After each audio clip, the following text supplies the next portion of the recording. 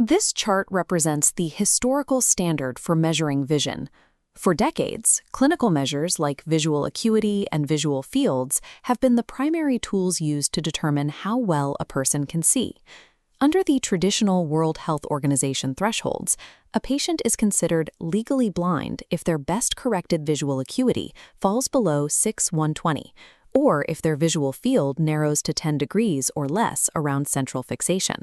Imagine a clinical scenario where a patient presents with exactly these threshold numbers. This creates a diagnostic challenge. Why do two patients presenting with identical objective logMAR scores frequently exhibit drastically different levels of independence in the real world? The answer lies in the rigidity of optical measurements. A pure acuity score measures physical structure, but often fails to capture the subjective reality of a patient's daily functional ability. Standard metrics like logMAR cannot predict if that patient can safely operate a gas stove, navigate public transport, or execute tasks like threading a needle.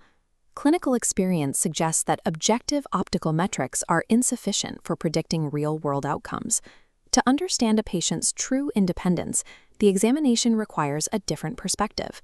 Quality of life instruments provide the clinical bridge between structural data and lived experience, acting as a necessary complement to traditional functional measures.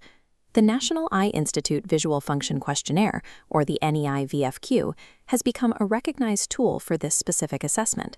Its function is to capture patient frustrations and translate those subjective experiences into rigorous, trackable data points. Completing the questionnaire results in a consolidated metric, such as this hypothetical aggregate score of 65 out of 125.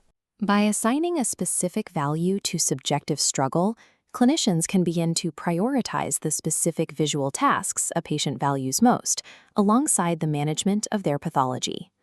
To accurately evaluate a patient's visual status and their potential for rehabilitation, structural vision tests must be mathematically paired with these functional scores. We can see how this value is calculated by deconstructing the total.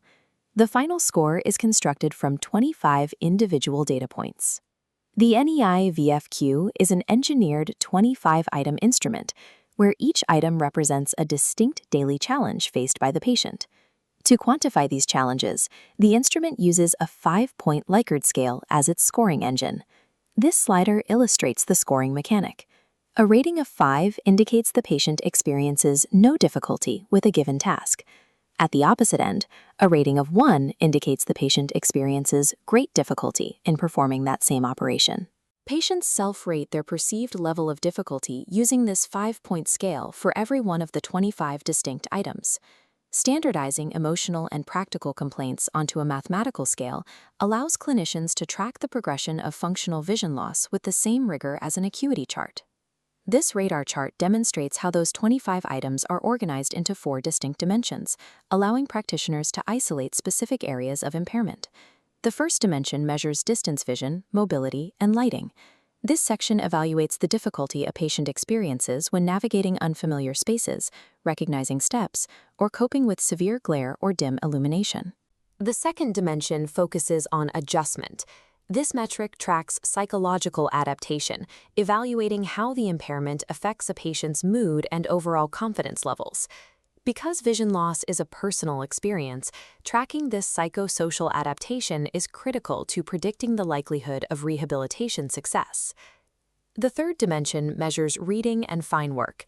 It evaluates near-vision tasks, specifically focusing on high-detail requirements, like reading small medicine labels, newspapers, or writing letters. The final dimension covers activities of daily living. These tasks assess independence in routine operations, such as cooking, recognizing faces across a room, or finding objects dropped on the floor. Analyzing these 4 dimensions separately gives practitioners the ability to pinpoint functional deficits that traditional visual acuity tests often miss. The NEI-VFQ provides a high-resolution map of the patient's lived experience, transforming abstract complaints into actionable clinical targets. Once the assessment is complete, the individual Likert scores from all 4 dimensions are summed to calculate a final score between 0 and 125. Interpretation follows a direct rule. Higher scores represent a better functional quality of life. This makes the NEI-VFQ a vital before and after metric for evaluating low vision rehabilitation plans. There is a difficult clinical reality in this field. Prescribed low vision aids often do not improve a patient's objective best-corrected visual acuity. Despite static optical metrics, comparative functional testing provides the data needed to prove the cost-effectiveness and efficacy of these interventions. Success is documented when the structural visual acuity remains low, while the post-rehabilitation functional score rises above the baseline. In low vision care, clinical success is measured by the expansion of functional capability, even when the underlying optical deficit remains permanent. Despite these tools, systemic barriers to access continue to limit the reach of low vision care. Data indicates that up to 57.8% of eye care practitioners fail to refer patients or fail to provide sufficient information at the time of referral. This practitioner failure rate often stems from an over-reliance on clinical metrics rather than assessing a patient's actual functional needs. On the patient side, the barrier is equally steep. Up to 35% of referred patients are non-compliant with their low vision services. This non-compliance is frequently driven by psychological barriers. Patients often feel they do not fit the criteria for low vision and remain in denial about their need for assistance. These assessments reframes the clinical conversation.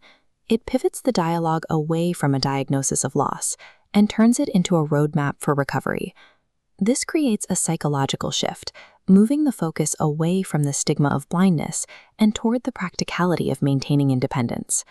Utilizing quality-of-life instruments provides the objective evidence needed to repair the referral pipeline, ensuring the transition to specialized care is driven by the patient's functional necessity.